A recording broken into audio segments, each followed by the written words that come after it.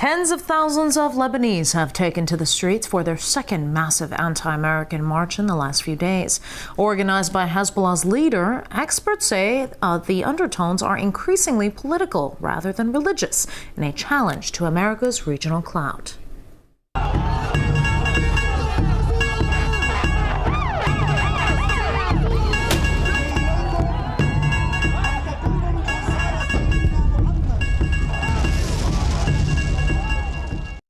With more on the rally in Lebanon, as well as other Islamic demonstrations all over the world, here's RT's Paula Slier.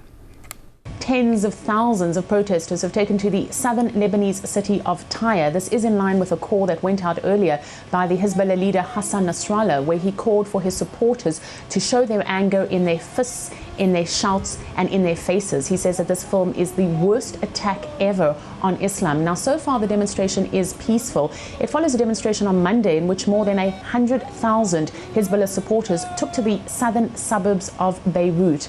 Now, Nasrallah has called for staggered protests throughout this week. We understand that the next protest will be on Friday in the eastern Lebanese city of Baalbek. But at the same time, we are hearing reports of an American food chain, KFC, that for the second time has been attacked in Lebanon. Now, this comes on Wednesday as clashes erupt here between Palestinian protesters and Israeli security forces. At least 20 people were injured when the clashes erupted near a border crossing in East Jerusalem. The protesters threw fire bombs as well as stones at the security forces. They responded with tear gas and rubber bullets. We're also seeing again protests in the Pakistani city of Karachi. Here, hundreds of protesters have stormed a barricade around the U.S. consulate building. We're seeing the same kind of banners, the same kind of anti-American rhetoric, most of it focusing on calls for the American ambassador to Pakistan to be expelled. Now, hundreds of protesters also took to the Indonesian city of Medan. Here they are calling for the United States to be punished for allowing such a movie to be made.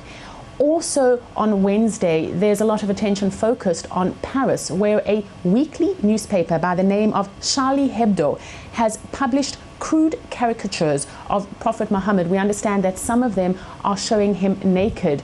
Now, this has sparked a fierce debate over the whole issue of freedom of speech, with the French foreign minister saying that there will be consequences regarding this publication, and he has condemned these caricatures being published in the first place. But we are hearing from the French Prime Minister that freedom of speech is something that is protected, although something that needs to be used responsibly. Nonetheless, Muslims in this country have been organizing themselves for a protest. So far, that protest has been banned, but it is likely to go ahead. We know also that they believe this is a calculated move and that it has nothing to do with freedom of speech. French police have positioned themselves outside the headquarters of this magazine. It's a magazine that was firebombed last year when it published an edition that mocked radical Islam. At the same time, at least 20 French embassies are on lockdown around the world for fear that there will be reprisal and revenge attacks.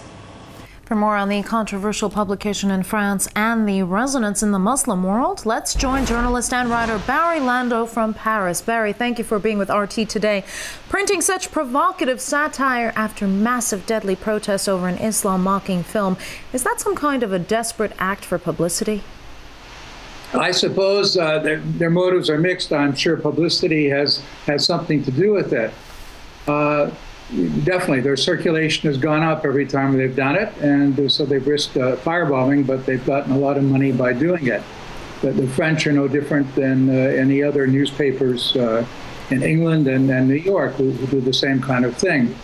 But as far as the question of no limits on freedom of speech, not just in France, but in Europe as a whole, I've been looking at the laws across Europe, and in fact, there are limits on freedom of speech, and those limits deal directly in many countries, for instance, in Germany and the Netherlands, in France as well, with any kind of publication or communication, which I'm quoting the German law now, which would incite hatred against segments of the population or assault human dignity of others by insulting, maliciously maligning, or defaming segments of the population. In Germany, you're punished for from 3 months to 5 years for publishing such a thing.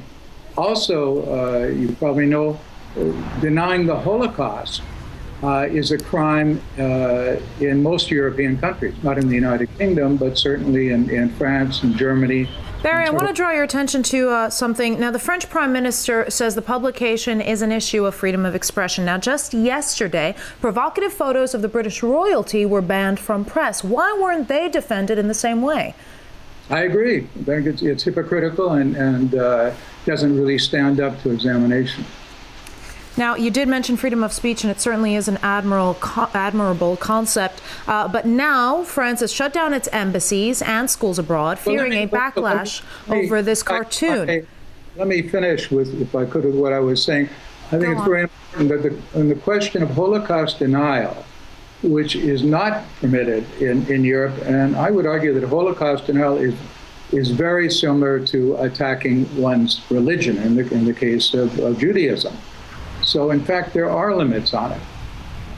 Now, the scope of outrage throughout the Muslim world certainly is huge. Dozens of states are seeing both peaceful and violent protests. Now, this certainly can't just be about a film or a cartoon, however mocking it is, can it?